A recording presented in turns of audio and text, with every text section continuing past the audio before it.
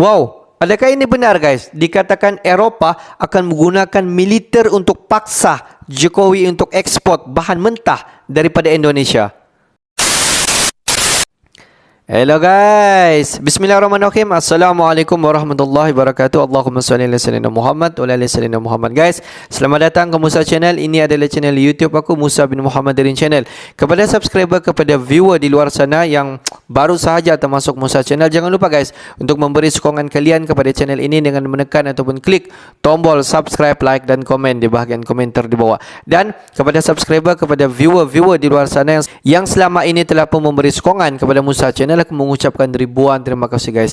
Kalian memang mantap, gratis. Dan aku sentiasa mendoakan agar semua kalian di luar sana dipermudahkan segala urusan, dibukakan pintu-pintu rezeki, dihindarkan, dijauhkan daripada segala malapetaka dan juga dihindarkan daripada segala fitnah akhir zaman guys. Amin amin ya rabbal alamin.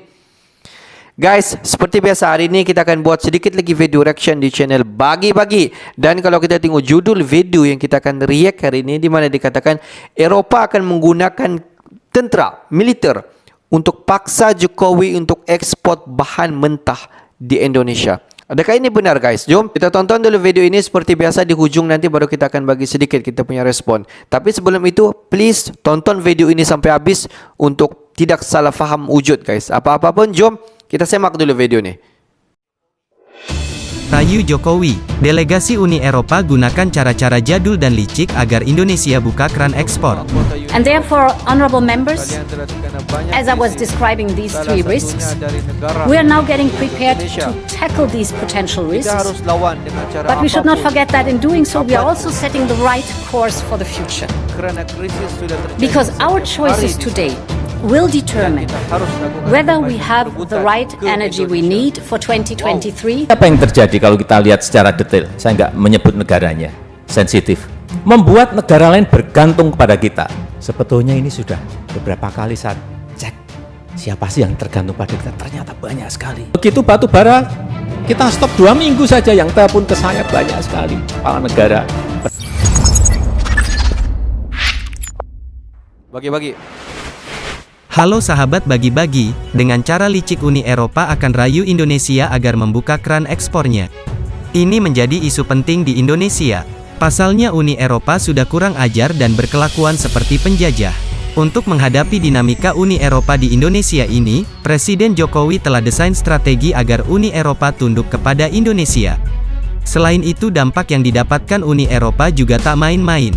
Dengan kebijakan Jokowi ini, membuat Uni Eropa krisis nikel dan kebingungan mencari di mana. Pasalnya yang punya nikel hanya Indonesia. Sahabat Bagi-Bagi, konflik nikel dengan Uni Eropa menjadi perbincangan hangat di tengah masyarakat Indonesia. Ini menjadi penting ketika Indonesia kalah dari gugatan tersebut. Kekalahan Indonesia ini membawa dampak buruk kepada masyarakat Eropa. Krisis nikel menjadi fokus pemerintahan Eropa agar segera ditangani. Namun seiring dengan kekalahan Indonesia, Jokowi justru terus ngeyel akan hadapi Uni Eropa dengan cara apapun. Ini akan menjadi angin panas bagi warga Eropa.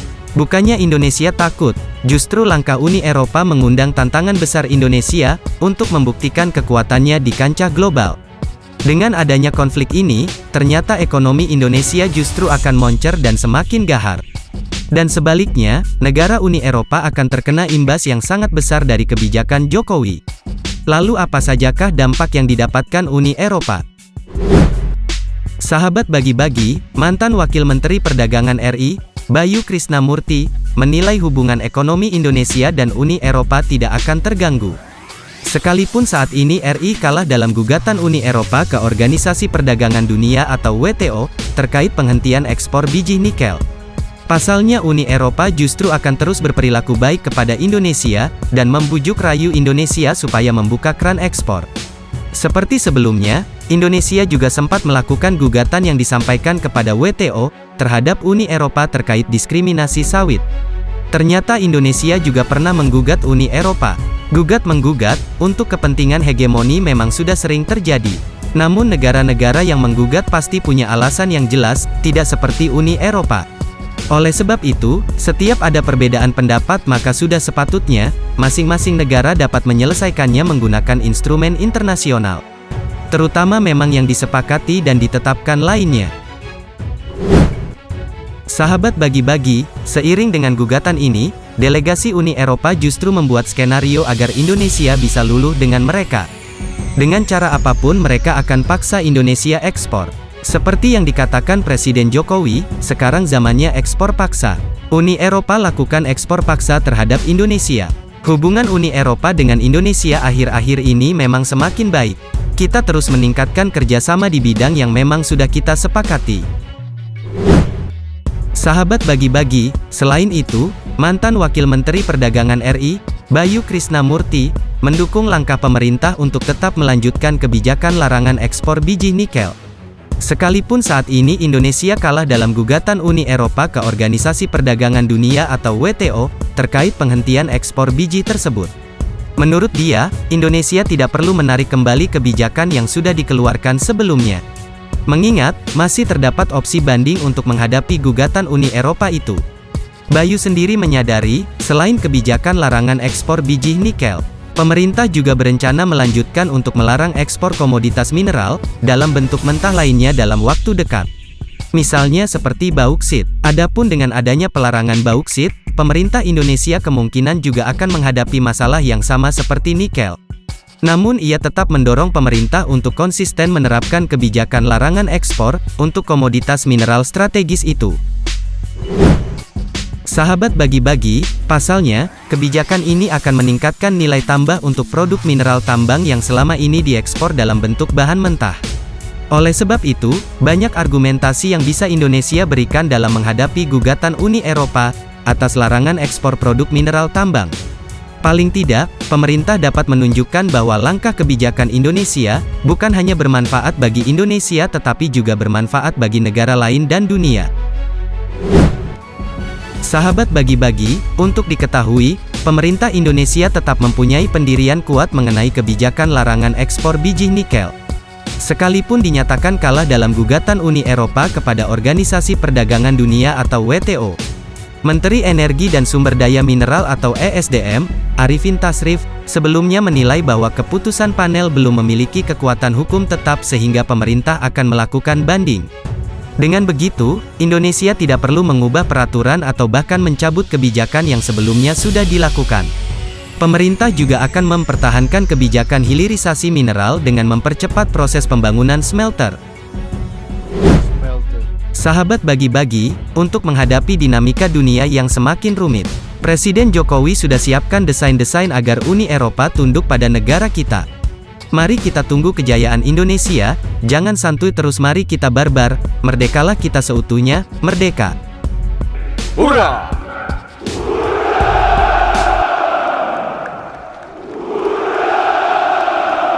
Guys, kalau kita tengok Eropah ini belum lagi lah sampai menggunakan tentera ataupun militer untuk paksa Indonesia untuk buka ekspor bahan-bahan mentah.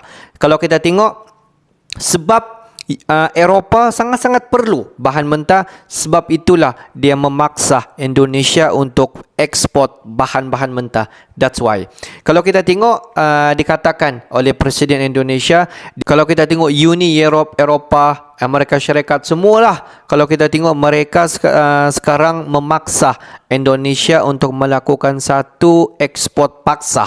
Kalau kita tengok Indonesia sebenarnya memang Indonesia mahu melakukan satu ekspor bahan mentah. Sebab kalau kita tengok bahan mentah di Indonesia banyak.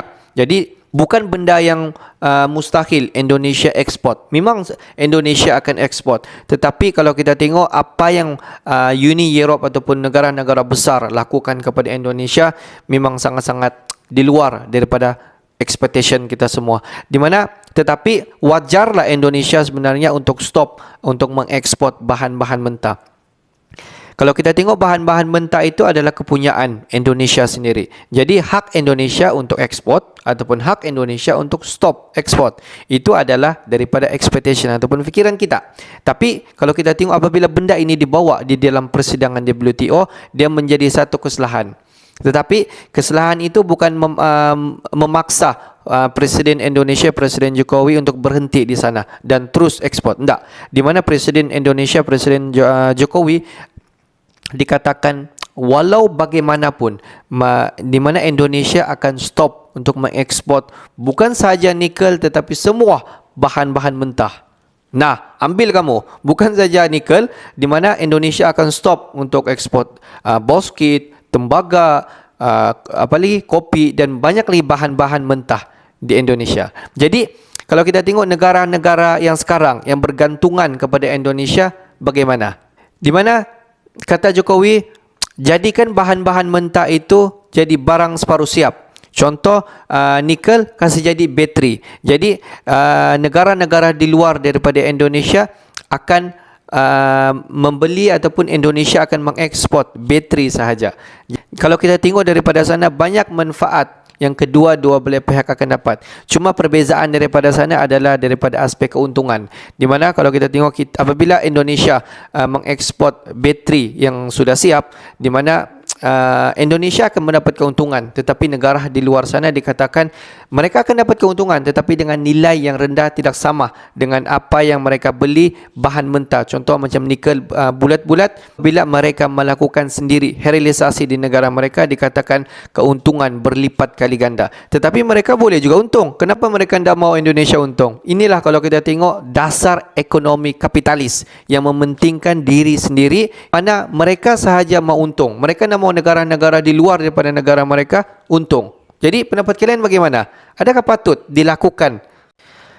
Okeylah guys, untuk hari ini sampai di sini saja sedikit information daripada Musa Channel, dan kepada subscriber, kepada viewer-viewer di luar sana yang belum lagi klik button subscribe, please guys to klik button subscribe, like dan komen di bahagian komentar di bawah. Akhir kata daripada Musa Channel, thanks for watching my video. Assalamualaikum warahmatullahi wabarakatuh guys. See you the next video guys.